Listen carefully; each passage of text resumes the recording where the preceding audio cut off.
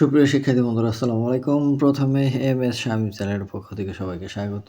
আজ পঞ্চম শ্রেণীর ইংলিশ গ্রামার বইয়ের 16 পৃষ্ঠার সমাধান দেওয়া হলো। আশা করি ভালো লাগবে। তো 16 পৃষ্ঠা হচ্ছে ইউনিট 6। এই পৃষ্ঠায় আছে হলো সাবজেক্ট অ্যান্ড প্রেডিকেট। অর্থাৎ একটা সেন্টেন্সের দুইটা অংশ থাকে। এই দুইটা অংশের একটার নাম সাবজেক্ট আর একটা অংশের নাম প্রেডিকেট। সাধারণত যে কোনো সেন্টেন্সের দুটি পার্ট বা অংশ থাকে, যথা সাবজেক্ট, এটার বাংলা হচ্ছে উদ্দেশ্য, আর প্রেডিকেট এটার বাংলা হচ্ছে বিধেয়। তো সাবজেক্টের সংজ্ঞাটা কি? সাবজেক্টের বাক্যের যে অংশে কোনো ব্যক্তি বা বস্তু সম্পর্কে কিছু বলা হয়, বাক্যের যে অংশে কোনো ব্যক্তি বা বস্তু সম্পর্কে বলা হয়, কিছু বলা হয়, তাকে সাবজেক্ট বা উদ্দেশ্য বলে। আর প্রেডিকেট হচ্ছে বাক্যের যে অংশে সাবজেক্ট বা উদ্দেশ্য সম্পর্কে কিছু বলা হয়, তাকে প্রেডিকেট বলে।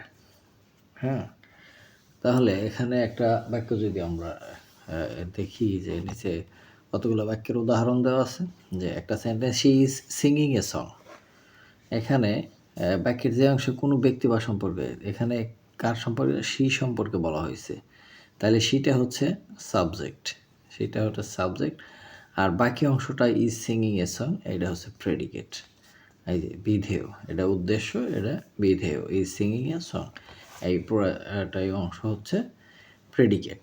আবার পরে আর একটা সেন্টেন্স আছে যে honesty is the best policy. এখানে অনেস্টি এটা হচ্ছে সাবজেক্ট, আর বাকি অংশটা হচ্ছে প্রেডিকেট। এখানে আলাদা আলাদা করে দেওয়া আছে। তো আমরা সংজ্ঞা কিন্তু বলেছিলাম যে বাক্যের যে অংশে কোনো ব্যক্তি বা বস্তু সম্পর্কে বলা হয় সেটা হচ্ছে সাবজেক্ট। এগুলো ব্যক্তি, সি একটা ব্যক্তি, অনেস্টি বস্তু, হি ব্যক্তি, দে ব্যক্তি, দি ম্যাঙ্গোস বস্তু। তো এগুলা সবসময় সাবজেক্ট। তো 3 নম্বর উদাহরণটা, যে হি গোজ টু স্কুল, হিটা হচ্ছে সাবজেক্ট আর গোজ টু স্কুল এটা হচ্ছে প্রেডিকেট। আবার they like to play football, এই দেটা হচ্ছে সাবজেক্ট, আর লাইক টু প্লে ফুটবল এটা হচ্ছে প্রেডিকেট। এখানে ছক করে দেওয়াই আছে প্রেডিকেট।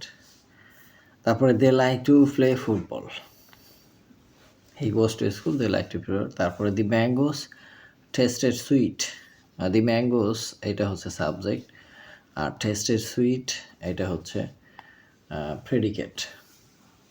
তাহলে আম সম্পর্কে বলা হয়েছে, এই আমটা হচ্ছে সাবজেক্ট। কি বলা হয়েছে? মিষ্টি, টেস্ট সুইট এটা হচ্ছে মিষ্টি। মিষ্টিটা কার সম্পর্কে? আম সম্পর্কে বলা হয়েছে। যা কিছু বলা হয়েছে এটা হচ্ছে বিধেয়। কি বলা হয়েছে? Tested sweet.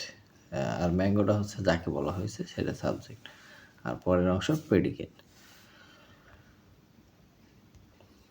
এখানে কিছু উপদেশ বা কিছু মনে রাখতে বলা হয়েছে, যে মনে রাখতে হবে যে হো দ্বারা প্রশ্ন করলে সেন্টেন্সের যে অংশটুকু পাওয়া যায় তাই সাবজেক্ট, অন্যদিকে হোয়াট দ্বারা প্রশ্ন করলে সেন্টেন্সের যে অংশটুকু পাওয়া যায় তাই হচ্ছে প্রেডিকেট। এটা হচ্ছে আসল কথা। হো দ্বারা প্রশ্ন করলে, কে দ্বারা প্রশ্ন করলে যেটা পাওয়া যায় তাই হচ্ছে সাবজেক্ট, আর হোয়াট দ্বারা বা কি দ্বারা প্রশ্ন করলে যে অংশটুকু পাওয়া যায় তাই হচ্ছে প্রেডিকেট, বিধেয়। এখন এখানে দুটো প্রশ্ন আছে, সাবজেক্ট অ্যান্ড প্রেডিকেট। এই প্রশ্ন দুটা উত্তর দুটা খাতায় লিখে দিছি তোমাদের বোঝার সুবিধার্থে। সাবজেক্ট কাকে বলে? যে বাক্যের যে অংশে কোনো ব্যক্তি বা বস্তু সম্পর্কে কিছু বলা হয় তাকে সাবজেক্ট বলা হয় বা উদ্দেশ্য বলে। আর প্রেডিকেটটা হলো যে বাক্যের যে অংশ সাবজেক্ট বা উদ্দেশ্য সম্পর্কে কিছু বলা হয় তাকে প্রেডিকেট বা বিধেয় বলে। ওই সংজ্ঞাগুলো যেমন ছিল বইতে সেই সংজ্ঞাগুলো এখানে দেওয়া হয়েছে। এখন 3 নম্বর হচ্ছে নিচের সেন্টেন্সগুলো থেকে সাবজেক্ট অ্যান্ড প্রেডিকেট আলাদা করে দেখাও। তো আমি এই সেন্টেন্সগুলো তোমাদের খাতায় করে দেখাইছি। যে প্রথম সেন্টেন্সটা ছিল মে আল্লাহ ব্লেস ইউ, আল্লাহ তোমার মঙ্গল করুক। তো এইটাকে যদি সাবজেক্ট অ্যান্ড প্রেডিকেট হিসেবে ভাঙাই তাহলে সাবজেক্ট হচ্ছে আল্লাহ, আল্লাহ সম্পর্কে বলা হয়েছে। আর কি বলা হয়েছে? যে মে আল্লাহ ব্লেস ইউ, এটাও প্রেডিকেট, এইটাও প্রেডিকেট, দুইটাই প্রেডিকেটের অংশ। এবার পরে 2 নম্বর সেন্টেন্সটা আছে আনিসা ইজ এ গার্ল।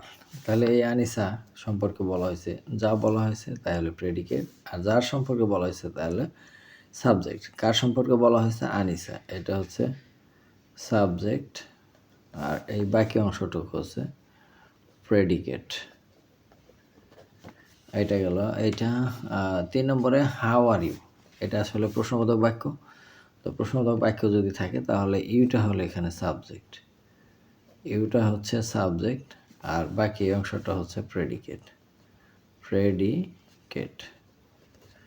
আচ্ছা, এরপরে ৪ নম্বরটা দি কাকু sings a song, sings well, ভালো গান গায়।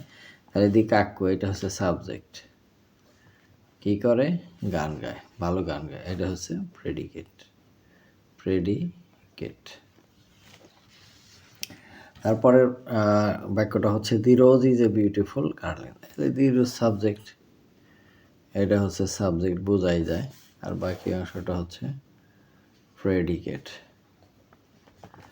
তারপরে একটা cocks crow in the morning, এখানে কক্স এটা হচ্ছে সাবজেক্ট, আর বাকি অংশটা হচ্ছে প্রেডিকেট। তাহলে সাবজেক্ট আর এই অংশটা হচ্ছে প্রেডিকেট।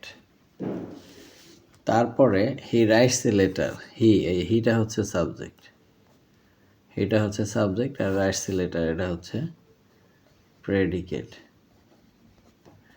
তারপর আরেকটা প্রশ্নবোধক বাক্য এখানে চলে আসছে যে do you like to play cricket বা ফুটবল, যাই হোক, এখানে ইউটা হচ্ছে সাবজেক্ট, বাকি এই অংশটা হচ্ছে প্রেডিকেট। এইটুক হচ্ছে সাবজেক্ট, বাট এইটুক হচ্ছে সবটুক মিলে প্রেডিকেট। তারপরে how nice the bird is, এখানে দি বার্ড হচ্ছে সাবজেক্ট, হাউ নাইস ইজ এটা হলো প্রেডিকেট। তাহলে এটা হচ্ছে সাবজেক্ট, আর এটা হচ্ছে প্রেডিকেট, সাবজেক্ট অ্যান্ড প্রেডিকেট। আর এই লাস্টের সেন্টেন্সে আছে হচ্ছে the Padma is a big river, এই যে ইজ এ বিগ রিভার এটা প্রেডিকেট, আর এটা হচ্ছে সাবজেক্ট, এটা সাবজেক্ট, আর এটা হচ্ছে প্রেডিকেট। তো এই ছিল আজকের এই 16 পৃষ্ঠার সমাধান। আশা করি ভালো লাগবে। দেখা হবে পরবর্তী নতুন পৃষ্ঠার ভিডিও নিয়ে। সে পর্যন্ত সবাই সুস্থ থাকবে। ধন্যবাদ সবাইকে।